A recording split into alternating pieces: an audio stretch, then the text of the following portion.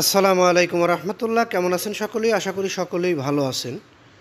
নিউজটি কিছু ব্যাংক গ্রাহকদের জন্য দুঃসংবাদ হলেও প্রত্যেক ব্যাংকের প্রত্যেকটি গ্রাহকদের জন্য নিউজটি অতীব গুরুত্বপূর্ণ। ধৈর্য সহকারে পুরো নিউজটি দেখলে হয়তো আপনি বুঝতে পারবেন এখনকার নিউজে কী বিষয়ে উল্লেখ করা হয়েছে।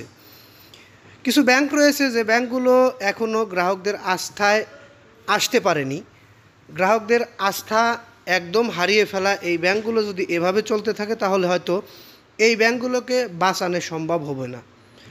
এই ব্যাংকগুলো যদি না বাঁচে তাহলে গ্রাহকদের কি হবে?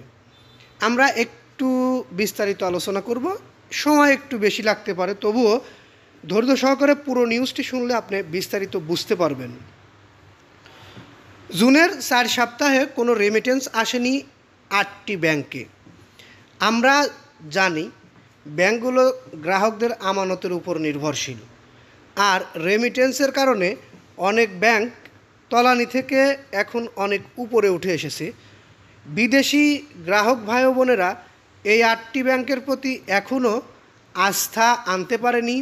এর মধ্যেও অনেকগুলো কারণ রয়েছে। তার মধ্যে মূল কারণ হলো বিদেশে কষ্টার্জিত রেমিটেন্সের টাকা বাংলাদেশে এই সকল ব্যাংকের মাধ্যমে পাঠানোর পরে তাদের আত্মীয় স্বজন ব্যাংক থেকে পর্যাপ্ত পরিমাণে টাকা তুলতে না পেরে যখন বিদেশি সেই রেমিটেন্স যোদ্ধাকে জানিয়েছে, তখনই কিন্তু সেই রেমিটেন্স যোদ্ধা এই ব্যাংকগুলোর মাধ্যমে আর রেমিটেন্স পাঠাননি।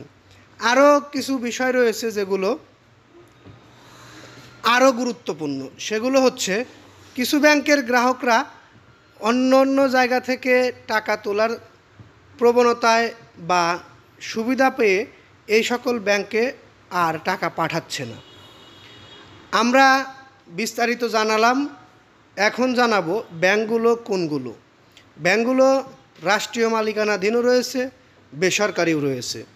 এর মধ্যে ডেভেলপমেন্ট ব্যাংক পিএলসি রয়েছে। রাষ্ট্রীয় মালিকানাধীন বাংলাদেশ ডেভেলপমেন্ট ব্যাংক পিএলসি বা বিডিবিএল। বিশেষায়িত খাতের একটি ব্যাংক রয়েছে, সেটি হচ্ছে রাজশাহী কৃষি উন্নয়ন ব্যাংক বা রাকারও। বেসরকারি খাতের কয়েকটি ব্যাংক রয়েছে। এর মধ্যে রয়েছে community bank Bangladesh PLC, citizen bank PLC, Padma PLC ও আইসিবি ইসলামী ব্যাংক।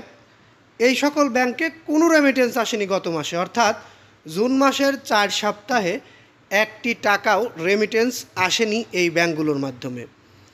এদিকে জুনের প্রথম সপ্তাহে রাষ্ট্রীয় মালিকানাধীন ব্যাংকগুলোর মধ্যে এসেছে $65,64,60,000 এই ব্যাংকগুলো বাদে। এছাড়া বিশেষায়িত ব্যাংকগুলোর মধ্যে $36,12,30,000 এসেছে।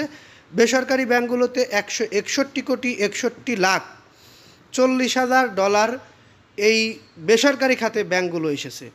বিদেশি ব্যাংকগুলোর মধ্যেও এসেছে $53,70,000।